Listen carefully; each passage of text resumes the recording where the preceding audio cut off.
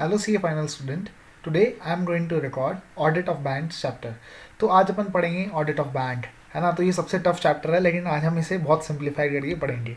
तो सबसे पहले अपन पढ़ते हैं कि special consideration that arise in the audit of bank. तो स्पेशल ऑडिट कंसिडरेशन क्यों अराइज होती है? Why does the special audit consideration arises in the audit of bank? तो देखो, स्पेशल ऑडिट इसलिए अराइज होती है क्योंकि नेचर ऑफ रिस्क जो है वो बैंकिंग इंडस्ट्री का ज़्यादा है। बैंक के थ्रू ही पूरी इकॉनमी चलती है, तो the nature of risk associated with the banking operations is quite huge. ठीक है, तो particular nature of risk associated with the transactions undertaken and the scale of banking operation is too large, the scale of banking operations and the resultant significant exposure। ठीक है, तो मतलब scale of banking operations बहुत ज़्यादा है, risk बहुत ज़्यादा है and extensive dependence on IT to process transaction। तो IT के ऊपर बहुत ज़्यादा डिपेंडेंट है, इसलिए रिस्क अराइज होती है in case of audit of bank.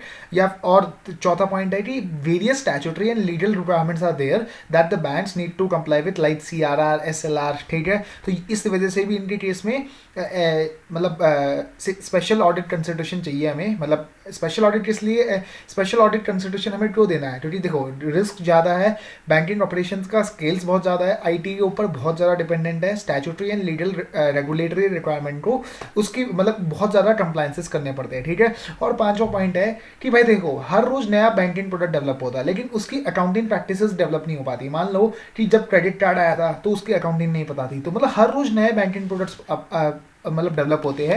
Continuing development of the new products, है ना, without the concurrent development of the accounting principles and the auditing practices. मतलब देखो, बहुत ज़्यादा नए प्रोडक्ट्स आते हैं, जैसे बैंक हर रोज नया प्रोडक्ट लाती है, नई स्कीमें लाती है ना। तो मतलब उसका कॉरस्पॉन्डिंग अकाउंटिंग ट्रीटमेंट नहीं आ पाता, तो मतलब उसका ट्रीटमेंट आने में इसलिए स्पेशल ऑडिट कंसिडरेशन राइज होती है।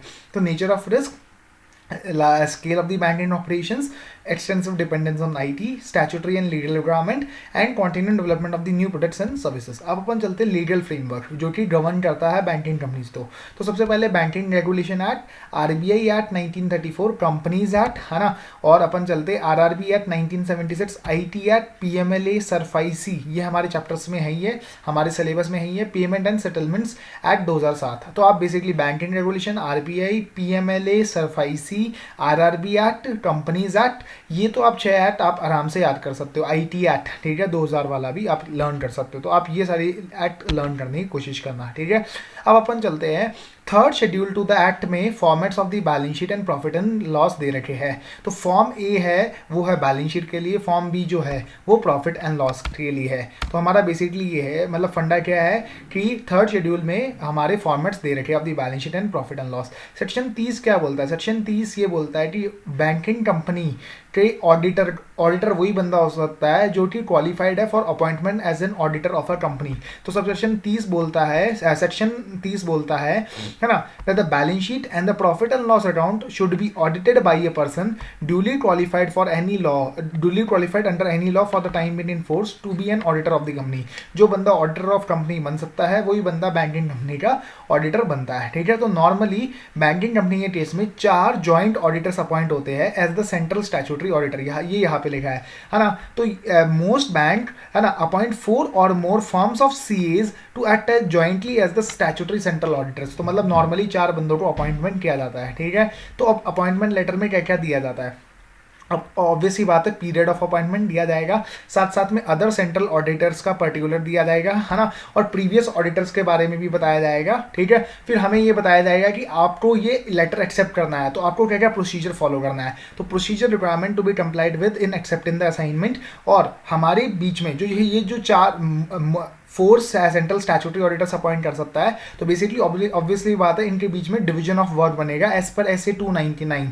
तो वो डिवीजन ऑफ वर्क भी ये शेयर कर सकता है, ठीक है। तो मतलब कि कौन कौन सी ब्रांचेज कौन कौन सा ऑडिटर देखेगा। तो अगर मैं सिंपल बोलूँ, period of appointment, other central auditors कौन कौन है, प्रीवियस ऑडिटर कौन कौन थे हमारे, क्या क्या रिक्वायरमेंट्स मुझे करनी पड़ेगी टू एक्सेप्ट द असाइनमेंट, और statement of division of work. तो ये भी हमारा पॉइंट कंप्लीट हो जाता है। अब अगला क्वेश्चन जो आता है कि जो स्पेशल रिपोर्ट्स या सर्टिफिकेट जो ऑडिटर को देने पड़ते हैं in addition to his main report. तो मतलब ऐसे कौन से स्पेशल सर्टिफिकेट्स या रिपोर्ट्स है जो कि ऑडिटर को देने in addition to his main report. तो सबसे पहले आता है रिपोर्टिंग अंडर सेक्शन 143(3)(i), जिसमें internal financial controls over financial reporting के बारे में ऑडिटर को रिपोर्ट करना पड़ता है। अंडर सेक्शन 1 143(3)(i), ठीक है। फिर आप याद रखना LFAR देना पड़ता है, कितने टाइम में देना पड़ता है LFAR, 30 जून तक देना पड़ता है, ठीक है। SLR रिपोर्टिंग, SLR के साथ साथ आपको आना चाहिए कैपिटल एडिक्वेसी रेशियो की रिपोर्टिंग, ठीक है। फिर एक और रेशियो है जिसका नाम है एडवर्स क्रेडिट डिपॉजिट रेशियो, तो कंप्लायंस विद SLR का भी देना है इसे, ठीक है। फिर एडवर्स क्रेडिट डिपॉजिट रेशियो के बारे में भी बताना है ना। Authentication of the capital adequacy ratio, ये भी पॉइंट हो गया। Report on the advances instances of the adverse credit deposit ratio, ठीक है। अब देखो SLR में क्या क्या होता है, बेसिकली ट्रेजरी ऑपरेशंस को चेक किया जाता है कि भाई इतना इन्वेस्टमेंट हमने कर रखा है अप्रूव्ड लिक्विड सिक्योरिटीज के अंदर। तो report on whether the treasury operations by the bank have been conducted in accordance with the instructions. तो देखो सबसे पहले 143(3)(i), LFAR, SLR, CAR, capital adequacy, adverse credit deposit ratio and treasury operation.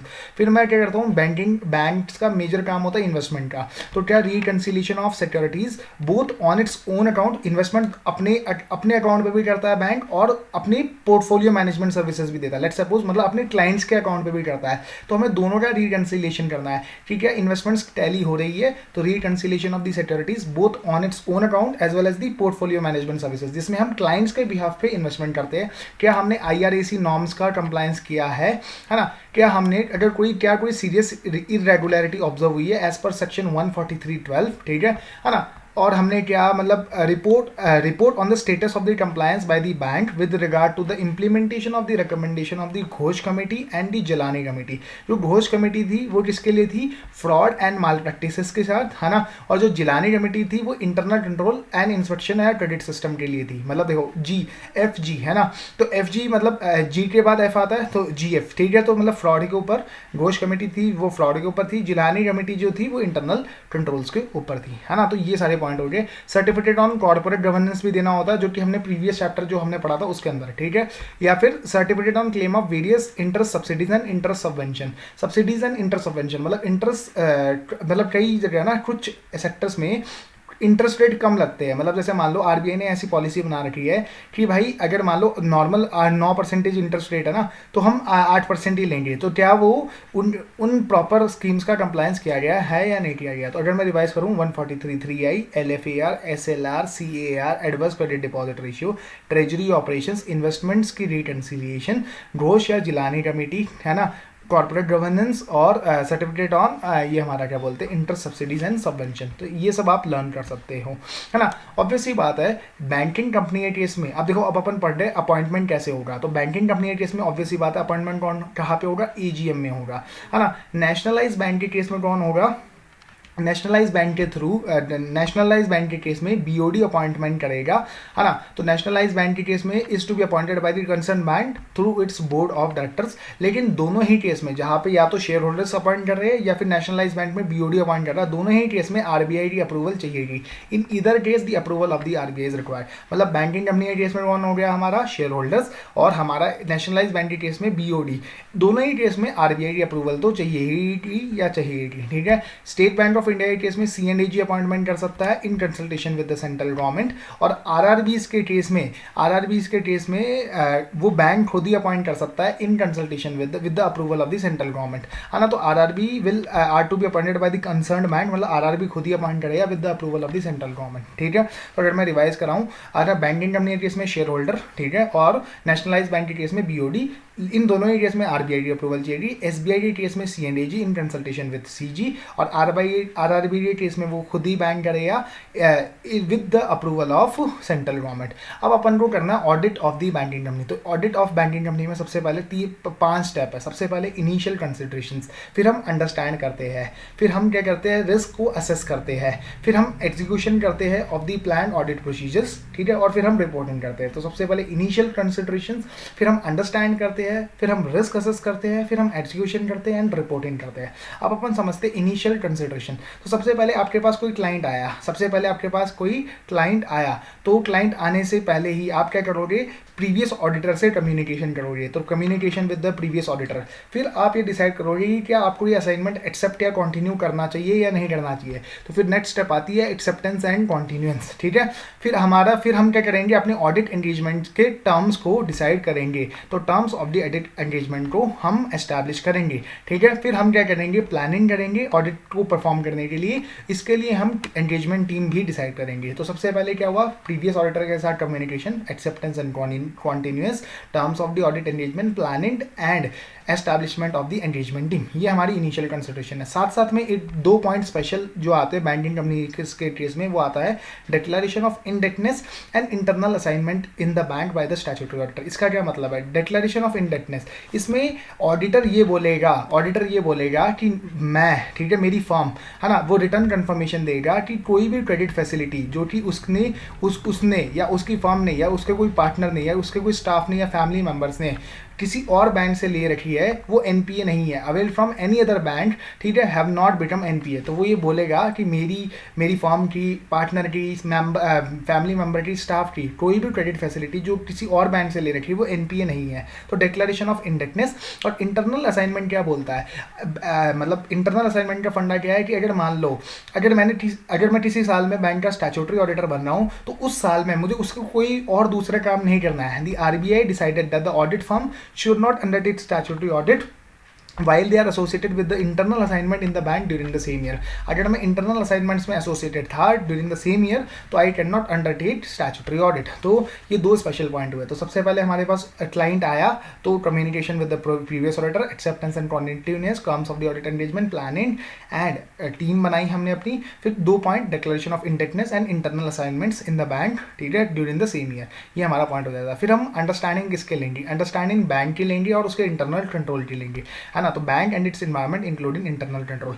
फिर हम bank की accounting process को समझेंगे। फिर हम बैंक की रिस्क मैनेजमेंट प्रोसेस को समझेंगे। मतलब हम 3 प्रोसेस, देखो, understanding the bank, it's environment and it's internal control, ऐसे 315 के हिसाब से, जिसमें हम अकाउंटिंग प्रोसेस की अंडरस्टैंडिंग लेंगे और रिस्क मैनेजमेंट प्रोसेस की अंडरस्टैंडिंग लेंगे। तो रिस्क मैनेजमेंट में क्या क्या हम अंडरस्टैंडिंग लेंगे, रिस्क मैनेजमेंट में हम देखेंगे कि क्या ओवरसाइट करता है टीसीडब्ल्यूजी क्या ओवरसाइट करता है of the risk that the banking company faces. तो क्या इसके लिए रिस्क मैनेजमेंट पॉलिसी बनाई गई है या नहीं बनाई गई, ठीक है। तो ओवरसाइट बाय टीसीडब्ल्यूजी है या नहीं है, ठीक है। फिर identification, measurement and monitoring of risk. तो क्या आइडेंटिफाई किया जाता है, मेजर किया जाता है एंड मॉनिटर किया जाता है रिस्क को। ऑब्वियसली बात है, रिस्क है तो साथ साथ में कंट्रोल्स लगाए जाएंगे। तो कौन कौन से कंट्रोल्स लगाए गए हैं, bank should have appropriate controls to manage its risk, ठीक है। फिर मॉनिटरिंग एक्टिविटीज में क्या होगा, ठीक है।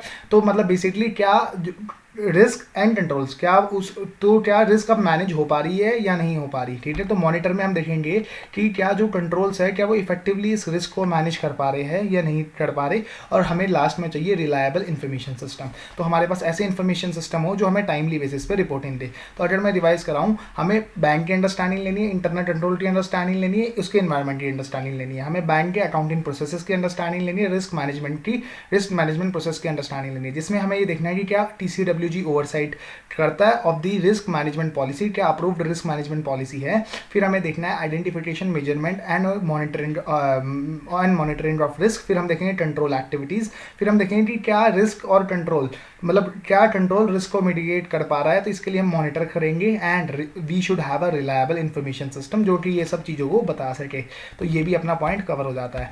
तो अंडरस्टैंडिंग द एंटिटी भी खत्म होता है। अब अपन आते हैं, देखो, अब ये जो रिस्क मैनेजमेंट और रिस्क असेसमेंट, अब आप सोचो रिस्क मैनेजमेंट कौन परफॉर्म कर रहा है। रिस्क मैनेजमेंट क्या है, रिस्क को मैनेज करना, ये काम किसका, मैनेजमेंट का। रिस्क को असेस करना, ये काम किसका, ये ऑडिट कर रहा। तो अब auditor will identify and assess the रोमम, ठीक है। तो वो एज पर ऐसे 315 आइडेंटिफाई एंड असेस करेगा रिस्क ऑफ मटेरियल मिसस्टेटमेंट, वो रिस्क ऑफ फ्रॉड को भी असेस करेगा, कोई स्पेसिफिक रिस्क है उसे भी एसोसिएट करेगा, असेस करेगा, और risk associated with outsourcing activities को भी असेस करेगा। तो फिर वो ऑब्वियसली बात है, वो रिस्क ऑफ मटेरियल मिसस्टेटमेंट को असेस करेगा, रिस्क ऑफ फ्रॉड को भी असेस करेगा, कोई स्पेसिफिक रिस्क है उसे भी असेस करेगा, and risk associated with outsourcing activities को भी असेस करेगा। अब हम एग्जीक्यूशन, तो इनिशियल कंसिडरेशन, फिर अंडरस्टैंडिंग ली हमने किसकी, bank accounting process, risk management and की बैंक की खुद की, ठीक है। फिर हमने रिस्क असेस किया, ठीक है, और फिर एग्जीक्यूशन किया रहेंगे अब हम, और रिपोर्टिंग करेंगे। तो एग्जीक्यूशन में हम क्या करेंगे, हम जो ये रिस्क असेस करी यहाँ पे इसके रिस्पॉन्सेज बनाएंगे, prepare responses to the assess risk. हम क्या करेंगे, ओवरऑल ऑडिट स्ट्रैटेजी बनाएंगे, है ना। हम ऑडिट मटीरियलिटी, गोइंग कंसर्न को कंसिडर करेंगे। हम ऑडिट मटीरियल, मतलब अब इसमें बेसिकली ऑडिट प्रोसीजर्स परफॉर्म होने वाले हैं। तो हम responses to the assess risk बनाएंगे, ऑडिट मटीरियलिटी को डिफाइन करेंगे, गोइंग कंसर्न को डिफाइन करेंगे, कंसिडर द गोइंग कंसर्न, और ओवरऑल ऑडिट स्ट्रैटेजी को हम एस्टैब्लिश करेंगे, ठीक है। और ऑडिट प्लानिंग जो हमने करी थी उसे हम यहाँ पे परफॉर्म करेंगे, ठीक है। और ऑब्वियस सी बात है, परफॉर्म करते वक्त हमारे एंगेजमेंट टीम के बीच में कुछ डिस्कशंस भी होंगे, तो एंगेजमेंट टीम डिस्कशंस।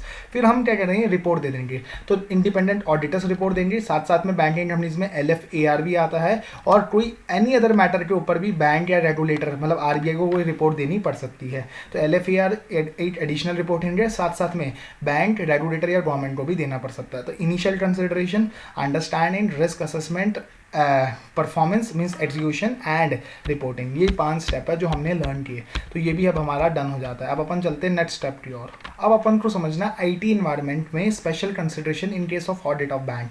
तो हमें देखना है कि कौन कौन से the key security control aspect that an auditor needs to address when undertaking audit in an computerised environment. जब हम ऑडिट कर रहे हैं कंप्यूटराइज्ड इन्वायरमेंट में, तो हमें कौन कौन से कंट्रोल नॉर्मली चेक करने चाहिए। तो देखो, सबसे पहले हमें इनपुट आता है, इनपुट को प्रोसेस होता है और आउटपुट बनता है। तो इनपुट जो आ रहा है, क्या वो कंप्लीट, एक्यूरेट, ठीक है, authorised, accurate and complete data is made available for processing. तो जो डेटा आ रहा है क्या वो सही है। फिर दूसरा, जो जब प्रोसेसिंग हो रही है तो अगर उसमें कोई फेलियर हो जाता है तो क्या वो ऑटोमेटिकली रिस्टोर हो जाता है in case of interruption due to power, ठीक है, मैकेनिकल या processing failure, the system restarts without distorting the completion of the entries and record. तो इनपुट, प्रोसेसिंग एंड आउटपुट, ठीक है। अब अपन चलते हैं, प्रोसेसिंग के लिए हमारे कौन से यूज होते हैं, प्रोग्राम्स यूज होते हैं। तो क्या उनमें अनऑथराइज अमेंडमेंट्स तो कोई नहीं कर सकता ना, कोई अमेंडमेंट तो नहीं कर सकता ना, unauthorised amendments to the programs are prevented, ठीक है ना। अब हमारे जनरल कंट्रोल्स, एक्सेस कंट्रोल, मतलब देखो जिसकी रिस्पॉन्सिबिलिटी है उसे उतना ही एक्सेस मिलना चाहिए, सेग्रीगेशन ऑफ ड्यूटीज, ठीक है। और जो यूजर लेवल के यूजर, जैसे मान लो मैं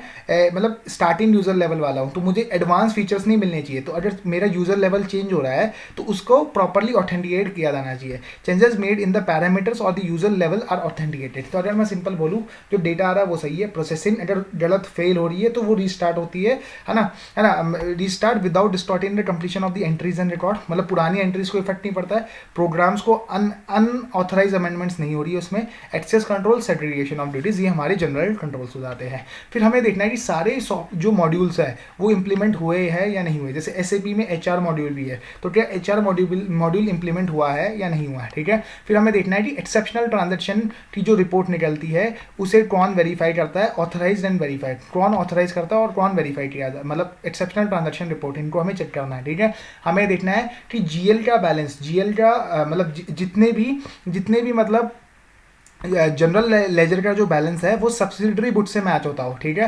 तो मतलब अगर क्रेडिटर्स का बैलेंस है तो क्रेडिटर्स का बैलेंस नमन, रमन, श्याम, इन सबके टोटल से मैच करता हो। तो नमन, रमन, श्याम क्या हुआ, सब्सिडरी बुक, और GL क्या हुआ, क्रेडिटर्स, तो इन सब से मैच करता हो, ठीक है ना। और जितने भी GLs ऑथराइज है बाय द हेड ऑफिस वो सारे हमारे यहाँ पे मेंटेन होने चाहिए, ठीक है। फिर 8 सबसे इंपॉर्टेंट पॉइंट है कि हमें बैकअप लेना है। तो बैकअप क्या लेना है, मंथली इंटरवल पे लेना है और एक डेली लेना है। तो डेली वाला जो लेना है, daily backup should be taken in 6 set, उसे 6 सेट में लेना है, 1 फॉर ईच वीक डे।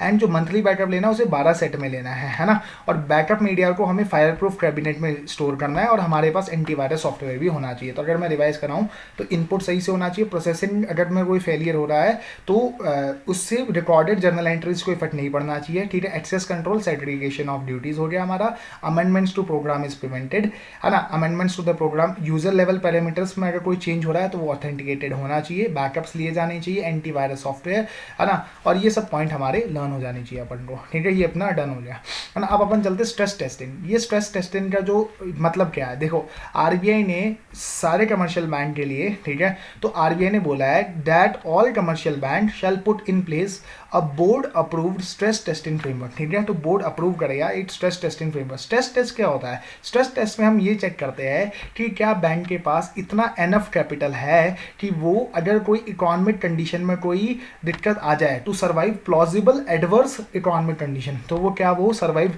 मतलब इतना हमारे पास एनफ कैपिटल है कि हम एडवर्स इकोनॉमिक कंडीशंस को सर्वाइव कर पाए, है ना। तो स्ट्रेस टेस्ट में क्या होता है कि क्या हमारे पास इतना एनफ कैपिटल है कि हम एडवर्स इकोनॉमिक कंडीशंस को सर्वाइव कर पाए and to maintain enough buffer, ठीक है, हमारे पास एनफ बफर होना चाहिए in case of adverse economic condition.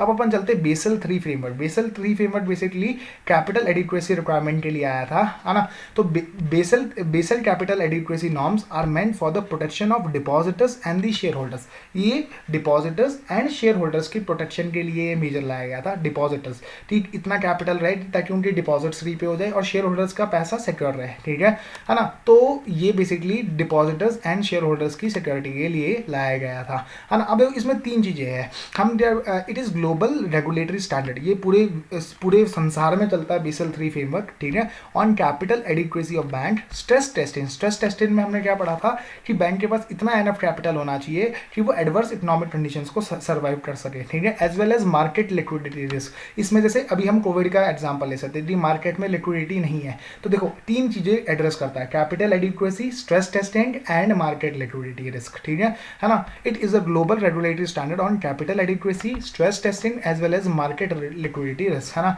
तो अब अपन चलते हैं बेसल 3 में क्या क्या होगा। तो ऑब्वियस ही बात है, हम इंप्रूव करें बैंकिंग सेक्टर की ability to absorb shock rising from the financial and the economic stress. ये बेसिकली पॉइंट है स्ट्रेस टेस्टिंग का, कि भाई वो एब्जॉर्ब कर सके फाइनेंशियल एंड इकोनॉमिक स्ट्रेस को। बैंकिंग सेक्टर हम इंप्रूव करें बैंकिंग सेक्टर की ability to absorb the shock from the financial and the economic stress, ठीक है। हम अपनी risk management and governance practices को अच्छा करें, ठीक है। तो अभी हमने जहाँ पे अंडरस्टैंडिंग ली थी ना रिस्क मैनेजमेंट की, तो हम उसे इंप्रूव करें, risk management and governance practices को, है ना। और बैंक अपने ट्रांसपेरेंसी एंड डिस्क्लोजर स्टैंडर्ड, मतलब बैंक सारी चीज़ें डिस्क्लोज करे, तो strengthen bank transparency and disclosure standard. तो अगर मैं सिंपल रिवाइज कराऊँ आपको कि हम शॉक्स को एब्जॉर्ब कर सके, फाइनेंशियल एंड इकोनॉमिक शॉक को हम एब्जॉर्ब कर सके, हम इंप्रूव करें banking sector's ability to absorb the shock, है ना, और रिस्क मैनेजमेंट एंड गवर्नेंस को इंप्रूव करे, साथ साथ में ट्रांसपेरेंसी एंड डिस्क्लोजर स्टैंडर्ड्स, मतलब बैंक पूरा ट्रांसपेरेंट रूप से वर्क करे। तो ये हमारे पॉइंट्स खत्म हो जाते हैं। अब अपन चलते हैं internal control in certain selected areas of the bank, है ना। तो ये देखो बड़ा सिंपल सी बात है, जनरल इंटरनल कंट्रोल्स क्या क्या होने चाहिए। देखो एक बंदे को दूसरी position, one position to another position shift करते रहना चाहिए, ठीक है। 8% का काम कोई दूसरा पर्सन नॉर्मल रूटीन में चेक करना चाहिए, जिसे हम बोलते हैं इंटरनल चेक, ठीक है। तो एक बंदे शिफ्ट करते रहना चाहिए, एक बंदे का काम दूसरा बंदा, मतलब work of one person should always be check by the another person, ठीक है ना। सिग्नेचर, जो सिग्नेचर अगर मान लो जैसे डिमांड ड्राफ्ट में कोई सिग्नेचर है तो उसे हम किससे टैली करते हैं, सिग्नेचर बुक से, तो signature should be check with the signature book, ये भी हमारा पॉइंट हो गया। और बैंक को नॉर्मली इंश्योरेंस पॉलिसी लेनी चाहिए in respect of fire employees infidelity, मतलब एम्प्लॉयज अगर कोई फ्रॉड कर दे। तो अगर मैं सिंपल बोलूँ, जनरल इंटरनल कंट्रोल्स कौन कौन से होने चाहिए, एक बंदे की पोजीशन चेंज करते रहो, है ना, नॉर्मली इंटरनल चेक लगाओ कि मतलब work of one person should always be check by another person, ठीक है। सिग्नेचर को सिग्नेचर बुक से मैच करो और इंश्योरेंस पॉलिसी ले लो against fire, natural calamity, theft and, है ना, एंड एम्प्लॉयज इनफिडिलिटी। और सरप्राइज चेक, सरप्राइज इंस्पेक्शन करो, ठीक है, जैसे कैश का सरप्राइज इंस्पेक्शन, ये सारी पॉइंट आ गए अपने। अगर मैं बोलूँ एक बंदे को रोटेट करते रहो, ठीक है, इंटरनल चेक करो, हमारा इंटरनल चेक करना चाहिए पूरा, इंश्योरेंस ले लो और हमारा सिग्नेचर को सिग्नेचर बुक से मैच करो और सरप्राइज इंस्पेक्शन करते रहो, है ना। अब देखो कैश के लिए इंटरनल कंट्रोल क्या है। कैश देखो, कैश सबसे पहले कैश क्या होना चाहिए, it should be in the joint custody of 2 responsible officers, ठीक है। कैश को टेस्ट चेक करना चाहिए regularly by A responsible officer other than those handling the cash. तो ये जो जॉइंट कस्टडी जिनके अंदर है, इनके अलावा कोई इन्हें टेस्ट चेक करता रहे, ठीक है। तो cash should be test check daily, ठीक है ना, बाई ए रिस्पॉन्सिबल ऑफिसर, है ना। तो ये सबसे इंपॉर्टेंट चीज़ क्या है बैंकिंग में, कैश, ठीक है ना। तो ऑब्वियस ही बात है, उस कैश का मतलब क्या होना चाहिए, जॉइंट कस्टडी में होना चाहिए, उसकी प्रॉपर टेस्ट चेक होनी चाहिए, ठीक है। और कैश को कैशियर को कभी भी एक्सेस नहीं होना चाहिए of the books of account, मतलब कस्टमर लेजर का उसे एक्सेस नहीं होना चाहिए, ठीक है। और पेमेंट वो कैशियर, मतलब पेमेंट, कैश पेमेंट तभी हो जब वो वाउचर्स जो हो वो प्रॉपरली ऑथराइज्ड हो। तो अगर मैं सिंपल बोलूँ तो देखो कैश में क्या है, कैश में बेसिकली हमारा पॉइंट, सबसे पहला पॉइंट जो आता है कि जॉइंट कस्टडी में होना चाहिए, इसे टेस्ट चेक करना चाहिए by the responsible officer other than those who is handling the cash. और हमारा फिर क्या बोलता है कि कैशियर के पास लेजर की एक्सेस नहीं होना चाहिए और पेमेंट उसे तभी करनी है जब वो वाउचर प्रॉपरली ऑथराइज्ड है। तो ये हमारा कैश से रिलेटेड पॉइंट हो जाता है। अब अपन चलते हैं क्लियरिंग से रिलेटेड पॉइंट समझने। अब आपको क्लियरिंग के लिए पहले प्रोसेस समझना पड़ेगा। जब हम चेक लगाते हैं बैंक में तो हम पेन स्लिप देते हैं और चेक देते हैं, ठीक है। अब वो जो बैंक जो इसे चेक को रिसीव कर रहा है उसे हम बोलते हैं आउटवर्ड क्लियरिंग बैंक, ठीक है, उसे हम क्या बोलते हैं, आउटवर्ड क्लियरिंग। अब वो बैंक क्या करेगी, दूसरे बैंक जिसके ऊपर वो चेक ड्रॉन है उसके पास भेजेगी और उसे बोलेगी कि इस चेक की पेमेंट मुझे दे दो, ठीक है। तो अब देखो उस जो बैंक को, अब जो ए बैंक दूसरे बैंक को भेज रही है उसे बोलेंगे उस जो, अब जो सेकंड बैंक है उसे बोलेंगे इनवर्ट क्लियरिंग, ठीक है। तो अब जब इनवर्ट क्लियरिंग होगा ना, अब इनवर्ट क्लियरिंग की क्या ड्यूटी है कि भाई वो कस्टमर के लेजर को डेबिट करेगा और ये पैसा इसे देगा दूसरे बैंक के, ठीक है, ये फंडा है। अब आप समझो कि जब जब जब चेक, अब हम पहले बात करेंगे इनवर्ट क्लियरिंग की, दूसरी बात करेंगे आउटवर्ड क्लियरिंग की। तो मतलब पहले हम बात कर रहे हैं सेकंड वाली बैंक की, जिसके पास चेक क्लियर होने गया है। तो ऑब्वियस सी बात है वो क्या करेगा, उसके पास एक लिस्ट भी आई होगी जिसमें सारे चेक के अमाउंट लिखे होंगे और चेक नंबर लिखा होगा। तो अब देखो ये जो दूसरा बैंक है वो क्या करेगा, डेबिट करेगा कस्टमर को अकाउंट को, या फिर अगर मान लो उसमें प्रॉपर सिग्नेचर नहीं है तो वो उसे रिटर्न कर देगा, ठीक है, कि भाई मैं पेमेंट नहीं कर रहा, ठीक है। तो देखो चेक्स डेबिट कर सकता है या फिर उस चेक को वो रिटर्न करता है। तो अब हमें क्या करना है, the total number and the amount of check included in the list should be reconciled with the list of check debited and those return unpaid। तो मतलब देखो जो सेकंड बैंक है वो या तो पेमेंट कर देगा चेक की, तो वो क्या करेगा, कस्टमर का अकाउंट डेबिट कर देगा। अगर पेमेंट नहीं करता है तो उसे हम बोलते हैं चेक रिटर्न अनपेड, ठीक है। तो इन दोनों का टोटल किससे टैली होना चाहिए, जो ओरिजिनल लिस्ट भेजी थी किसने, फर्स्ट बैंक ने सेकंड बैंक को। जब फर्स्ट बैंक ने चेक क्लियर करने के लिए दूसरे बैंक को भेजा था तो उसने एक लिस्ट दी थी, तो इस लिस्ट का टोटल किसके साथ टैली होना चाहिए, जो कस्टमर का अकाउंट डेबिट हुआ है और जो अमाउंट अनपेड रहा है। तो पहला पॉइंट तो ये हो गया। अब जो आउटवर्ड क्लियरिंग वाली बैंक थी, मतलब फर्स्ट वाली बैंक थी, मैंने बोला चेक के साथ हम क्या देते, पे इन स्लिप, ठीक है। तो देखो हमें क्या चेक करना है कि जो total number and amount of cheque sent in outward clearing should be check with the total of the clearing pay in slip. तो हमने ये भी चेक कर लिया, पहला पॉइंट ये, दूसरा पॉइंट ये हो गया। अब देखो जो हमारा जो अनपेड चेक रिटर्न हुए हैं, अनपेड चेक मतलब जिनकी अभी पेमेंट नहीं हुई, अब ये हम चेक क्या करेंगे, वापसी अपने कस्टमर को दे देंगे, ठीक है। तो unpaid cheque received in outward clearing should be sent to the customer at their recorded addresses. अब देखो जो फर्स्ट बैंक है वो अपने कस्टमर को या तो पोस्ट कर देगी या फिर वो कस्टमर को बता देगी कि आपका चेक रिटर्न हो गया, इसकी पेमेंट नहीं हो पाएगी, ठीक है, इसकी आप मतलब इसकी आपके अकाउंट में पैसा नहीं आ पाएगा क्योंकि दूसरे वाले बैंक ने हमें पैसा नहीं दिया है। तो ये हमारा पॉइंट हो सकता है। कॉन्स्टिट्यूएंट्स लेजर, देखो बेसिकली सिंपल सी बात है, ये क्या है, कस्टमर का लेजर है, कस्टमर का लेजर। तो अगर मान लो कस्टमर ने कोई चेक दिया तो हमें चेक की पेमेंट करने से पहले क्या क्या चीज़ देखनी चाहिए कि क्या उसमें signature, date, balance in hand हमें चेक करना चाहिए। Before making payment cheque should be properly check in respect of signature, date, balance in hand, ठीक है। और नॉर्मली विड्रॉल नहीं अलाउ होना चाहिए in respect of cheque deposited on the same day, मतलब जिस दिन चेक डिपॉजिट हुआ है बैंक अकाउंट में उस दिन हम विड्रॉल नहीं अलाउ करेंगे। No withdrawal should normally be allowed against clearing cheque deposited on the same day, ठीक है। और हम कस्टमर लेजर में क्या क्या डेबिट या क्रेडिट करते हैं, एक तो चेक के अमाउंट, ठीक है, या एक क्या होता है इंटरेस्ट डेबिटेड या क्रेडिटेड, ठीक है। तो इंटरेस्ट डेबिटेड और क्रेडिटेड द कॉन्स्टिट्यूएंट्स अकाउंट मतलब कस्टमर के लेजर में शुड बी इंडिपेंडेंटली चेक।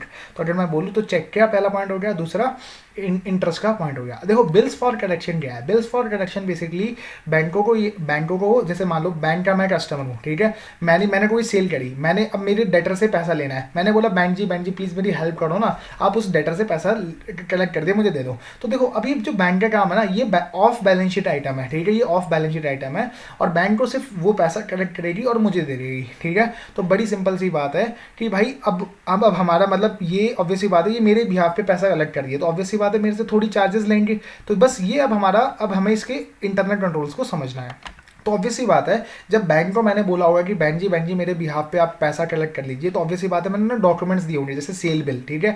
तो all the documents accompanying the bills should be received and entered into the registered bye a responsible officer. तो मैंने डॉक्यूमेंट्स भेजे तो वो प्रॉपरली उनके पास मेंटेन होने चाहिए, रिसीव्ड एंड एंटर्ड होने चाहिए, ठीक है। अब देखो अब बैंक क्या करेगा, मेरे बिहाफ पे पैसा कलेक्ट करेगा, तो ऑब्वियस सी बात है वो मुझे अब पैसा देने वाला है। तो बैंक मेरा अकाउंट तभी क्रेडिट करेगा जब पैसा एक्चुअल में रियलाइज हुआ, क्योंकि बैंक मेरा अकाउंट क्रेडिट करेगा क्योंकि बैंक के लिए वो अमाउंट लाइबिलिटी है, क्योंकि बैंक को मुझे देना है वो पैसा। द अकाउंट ऑफ कस्टमर्स और principal should be credited only after the bills have been collected. जब मेरे कस्टमर से पैसा रियलाइज होगा तभी वो मेरे अकाउंट को क्रेडिट करेंगे, ठीक है। और ऑब्वियसली बात है मतलब मान लो अगर मैं इंटर ब्रांच ट्रांसफर करता हूँ, मतलब एक बिल जो यहाँ पे आया था, मान लो कि वो हैदराबाद लोकेशन का कस्टमर है, तो मैंने अपनी हैदराबाद ब्रांच पे भेज दिया, तो ऑब्वियसली बात है उसे एक ही बार रिकॉर्ड करना है, ठीक है, that the bill send by one branch to the another branch are not treated in the bills for collection twice in the amalgamated balance sheet. मतलब अगर एक ब्रांच से दूसरी ब्रांच गया है तो उसे एक ही बार लेना, 2 बार नहीं लेना है ना। अब देखो बिल्स परचेज क्या है, bills purchase means bills discounted. देखो बिल्स फॉर कलेक्शन में तो क्या था, सिर्फ डेटर से पैसे कलेक्ट करने का काम था, लेकिन बिल्स परचेज में क्या है कि मान लो मैंने सेल करी, अब मुझे पता है इसका पैसा 2 महीने बाद मिलेगा, ठीक है। तो मैंने बैंक को बोला बैंक जी मुझे आज ही पैसा दे दो ना, और आप ही दे दो मुझे, ठीक है, उससे लेके नहीं देना आप, ठीक है। अब आप ही मुझे पैसा दे दो, ठीक है। तो अब ऑब्वियस सी बात है मैं क्या करूँ, अब जितना भी डॉक्यूमेंट ऑफ टाइटल जो मेरे पास था ना, right to receive from the debtor, वो मैं अपनी से ट्रांसफर कर दूंगा बैंक, ठीक है। At the time of purchase of the bill officer should verify that all the document of title are properly assign to the bank, ठीक है। ऑब्वियस सी बात है बैंक मुझे जितने का मैंने डेटर उसे दिया है उतना अमाउंट तो देगा नहीं, वो सफिशिएंट मार्जिन रखेगा अपने पास। तो सफिशिएंट मार्जिन होना चाहिए बैंक के पास। लेट सपोज मैंने 100 रुपये डेटर उसे सेल किया, ठीक है। तो 100 में से 10 रुपये उसने अपना कमीशन रखा, 90 रुपये में से वो बोले कि 20 रुपये की मैं सिक्योरिटी रखता हूँ, जो कि मैं तब दूंगा जब बाद में, मतलब बाद में दूंगा जब मुझे 90 रुपये मिल जाएंगे, ठीक है। तो उसे सफिशिएंट मार्जिन भी रखना है to cover any decline in the value of security, ठीक है। मतलब पूरे अमाउंट का ही नहीं दे देना उसे, ठीक है। अगर मान लो पैसा अगर मान लो मेरा डेटर नहीं देता है, अगर पैसा मेरा डेटर नहीं देता है तो ऑब्वियसली बात है बैंक अब मुझसे रिकवर करेगा। तो unable to collect bill on the due date, step should be taken to recover the amount from the drawer मतलब मैं, ठीक है, अगेंस्ट द सिक्योरिटी प्रोवाइडेड। तो अगर मैं सिंपल सा बोलूँ कि सारे डॉक्यूमेंट ऑफ टाइटल सब बैंक के हो जाने चाहिए, सफिशिएंट मार्जिन रखना चाहिए बैंक को। अगर ड्यू डेट पे मेरा डेटर पेमेंट नहीं कर पाया तो बैंक मेरे से पेमेंट लेगा, recover the amount from the drawer, ठीक है। अगर मान लो कि एक कोई बिल जो था, बिल डिस्काउंटेड जो था वो आउटस्टैंडिंग था, तो ऑब्वियसली बात है मान लो जो इंटरेस्ट था वो 2-3 महीने का होगा। लेट सपोज अपन एग्जांपल लेते हैं, मार्च में मैंने बिल डिस्काउंट किया, मार्च का जो उसकी पेमेंट कब होगी, अप्रैल में, तो 2 महीने का इंटरेस्ट है उसके अंदर, ठीक है। मतलब 100 रुपये का बिल था, मैंने उसे 90 रुपये दिए, ठीक है। तो मतलब 10 रुपये का डिस्काउंटिंग चार्जेस है, ठीक है। तो अब देखो 10 रुपये जो होने चाहिए वो प्रॉपरली अपोर्शन होनी चाहिए बिटवीन मार्च एंड अप्रैल। 10 में से 5 रुपये मार्च में बुक होने चाहिए और 5 रुपये अप्रैल में बुक होने चाहिए। तो यही वाला पॉइंट ये बोल रहा है, in case of bills purchase outstanding at the close of the year, the discount receive जो 10 रुपये है should be properly apportion between the 2 years, है ना। तो मतलब मार्च और अप्रैल में प्रॉपर्ली अपोर्शन होना चाहिए, ठीक है। अब अपन लोन्स एंड एडवांसेस से रिलेटेड इंटरनल कंट्रोल्स को समझते हैं। तो सबसे पहले हमें क्रेडिट वर्दीनेस चेक करनी है। जब भी हम लोन देंगे तो सबसे पहले हम लोन देते हैं, लोन देने से पहले हम क्रेडिट वर्दीनेस चेक करेंगे और प्रॉपर हम चेक करेंगे कि क्या प्रॉपर सैंक्शन हुआ है या लोन का या नहीं हुआ। देखो मतलब हम सबसे पहले क्रेडिट वर्दीनेस चेक करेंगे और हमारे पास प्रॉपर प्रोसीजर होना चाहिए of sanctioning of the loan, ठीक है।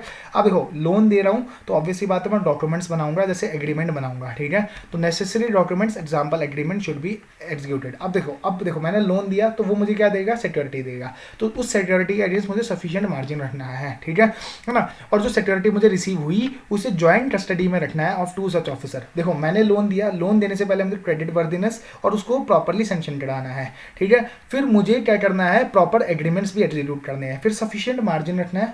अब मुझे सिक्योरिटी मिल रही है तो मुझे सफिशिएंट मार्जिन रखना है और इस सिक्योरिटी को ज्वाइंट कस्टडी में रखना है ना। और जो भी सिक्योरिटीज का as per companies act registration होना चाहिए, क्या वो रजिस्ट्रेशन हुआ है या नहीं हुआ है। अब सिक्योरिटीज के रूप में मुझे क्या मिल सकता है, या तो स्टॉक मिल सकता है, तो स्टॉक में अगर मिलेगा तो अगर मुझे गुड्स मिले हैं तो मुझे टेस्ट चेक करना है कि उनके अंदर वो सामान है भी है या नहीं है, या खाली डब्बे ही भेज दिए सिर्फ, ठीक है। या फिर अगर मान लो स्टॉक है जो कि वहाँ पे मेंटेन्ड है, यहाँ पे बोरोवर के यहाँ पे, ठीक है। द गोडाउन्स और warehouses should be regularly and frequently inspected by a responsible officer. तो अगर वहाँ पे मेंटेन है तो मुझे वहाँ पे चेक करना है। अगर वहाँ पे स्टॉक मेंटेन है तो वहाँ पे चेक करना है अपन को, बस बेसिकली ये फंडा है ना। और हमें मार्केट वैल्यू चेक करनी है कि क्या भाई इतनी मार्केट वैल्यू भी है, जितना मतलब जितनी सिक्योरिटी मुझे दी है।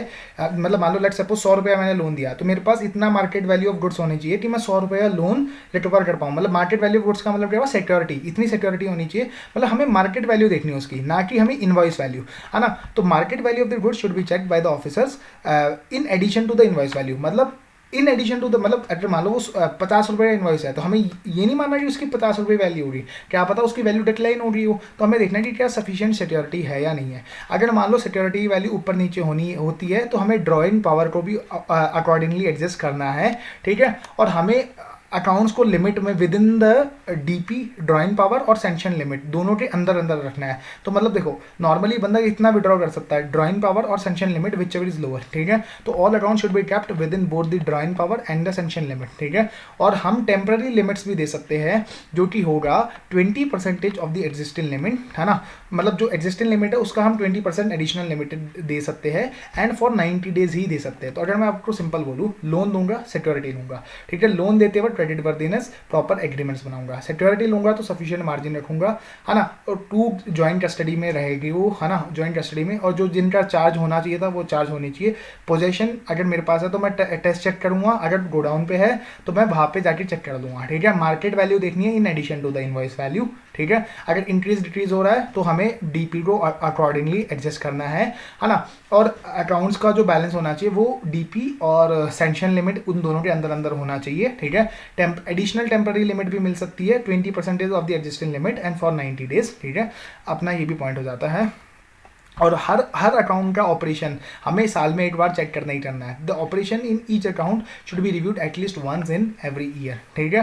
तो अगर कोई भी अकाउंट जिसका बैलेंस एक्सीड हो रहा है सैंक्शन लिमिट है डीपी से, ड्राइंग पावर से, तो उसका नोटिस जाना, मतलब वो एक तरीके से क्या हो गया, आउट ऑफ ऑर्डर अकाउंट हो गया, ठीक है। और आउट ऑफ ऑर्डर क्या होता है, एनपी अकाउंट होता है, ठीक है। तो इसका नोटिस कहाँ पे, मतलब हमें ड्रॉ करना है अटेंशन ऑफ द मैनेजमेंट और हेड ऑफिस, तो ये भी हमारा पॉइंट हो जाता है कवर।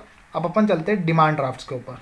अब देखो डिमांड ड्राफ्ट का एग्जांपल क्या है, लेट सपोज मुझे इंस्टीट्यूट को फीस पे करनी है, तो मैं बैंक के पास कैश दूंगा और डीडी लूंगा, डीडी किसके नाम पे, आईसीआईसीआई नाम पे ले लूंगा। तो देखो डीडी सोल्ड ब्रांच कौन सी हुई, जैसे मान लो मैं यूको बैंक के पास गया तो डीडी सोल्ड ब्रांच कौन सी हुई, यूको बैंक, ठीक है। तो UCO bank, let suppose ICICI account है मैं बैंक ऑफ महाराष्ट्र में, तो UCO bank bank of Maharashtra को एडवाइस भेजेगा, द डीडी सोल्ड और issued by a branch should be immediately confirm by an advice to the paying branch. तो बैंक ऑफ महाराष्ट्र अब आईसीआई के अकाउंट में पैसा दे देगा, ठीक है। तो मतलब जो डीडी सोल्ड ब्रांच है वो एडवाइस भेजेगा टू द पेइंग ब्रांच, ठीक है। और पेन ब्रांच है ना, अगर पेन ब्रांच तब तक उस अकाउंट को आईसीआई को नहीं देगी जब तक कि उसे या तो प्रॉपर कंफर्मेशन नहीं मिल जाती of from the issuing branch, या फिर या तो उसे पैसा नहीं मिल जाता, ठीक है। It does not receive the proper confirmation from the issuing branch जो कि यूको बैंक है, या फिर does not receive the credit in its account, ठीक है। It should take immediate steps to ascertain the reason. तो अगर मान लो जो पेन ब्रांच है, पेन ब्रांच क्यों बोला गया ऐसे, क्योंकि इसे पे करना पड़ेगा आईसीआई को, ठीक है। बैंक ऑफ महाराष्ट्र को आईसीआई को पे करना पड़ेगा, तो पेन ब्रांच तब तक मतलब नेसेसरी स्टेप्स लेगी अगर उसे न तो एडवाइस रिसीव हुई है, नहीं उसका बैंक अकाउंट क्रेडिट हुआ है, अगर इन दोनों में से कुछ भी नहीं हुआ तो उसे प्रॉपर स्टेप्स लेने हैं, ठीक है। और जब पेन ब्रांच आएगी तो वो सिग्नेचर जो हो रखा है डीडी पे उसे चेक करेगी with respect to the signature book, ठीक है, कि कोई वो फर्जी सिग्नेचर तो नहीं है, ये तो ही हमारा पॉइंट हो जाता है।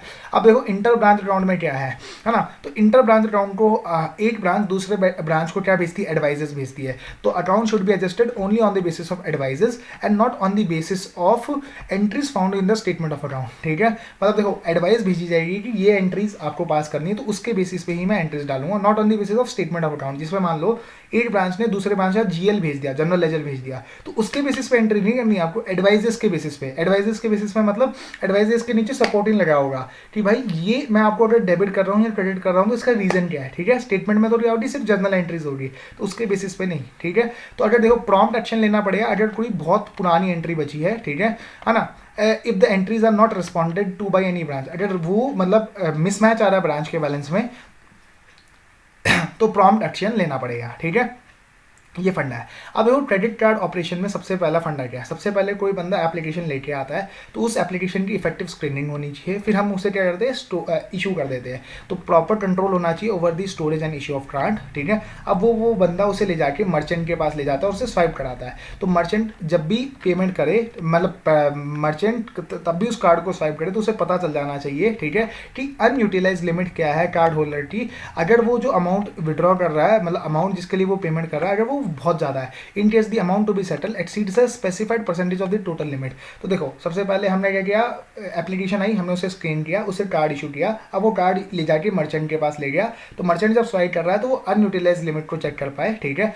और जैसे ही वो पेमेंट हो जाए, ठीक है, जैसे ही वो पेमेंट मतलब कार्ड स्वाइप हो जाए तो वो मर्चेंट प्रॉम्प्ट रिपोर्टिंग करे किसे, बैंक को, ठीक है। System of prompt reporting by the merchant है ना of all settlement accept through the credit card, तो वो रिपोर्टिंग करे, ठीक है। अब ऑब्वियस सी बात है, अब हम क्या करेंगे, मर्चेंट को रीइंबर्समेंट करेंगे, bank will reimburse to the merchants after the verification. अब ये जो रीइंबर्समेंट दिया मर्चेंट्स को, ये हम किससे लेंगे, कस्टमर से लेंगे। तो reimbursement gross of commission should be debited, should be immediately charge to the customer account, क्योंकि हमें ये पैसा कस्टमर से लेना है और कस्टमर से पैसा लेना है तो हमें उसे स्टेटमेंट भेजनी पड़ेगी और उसका प्रॉपर फॉलोअप लेना पड़ेगा, है ना। और अगर कोई पेमेंट ओवर ड्यू है बियॉन्ड अ रीजनेबल पीरियड, तो हमें इसका मतलब इसे ध्यान से देखना पड़ेगा, should be attended to carefully, ठीक है। और हमें पीरियडिकली रिव्यू करना है क्रेडिट कार्ड होल्डर्स का अकाउंट, क्योंकि इसके बेसिस पे हम उनकी लिमिट्स को भी रिवाइज कर सकते हैं। तो बेसिकली ये हमारा internal control over credit card भी खत्म हो जाता है। अब अपन नेक्स्ट लेक्चर में कवर करेंगे compliance with CRR and SLR और आगे वाली चीज़ें, ठीक है। तो hope you have like the video, ठीक है। तो आप बताना कैसा लग रहा है, आपको समझ आ रहा है नहीं आ रहा है। Thanks a lot.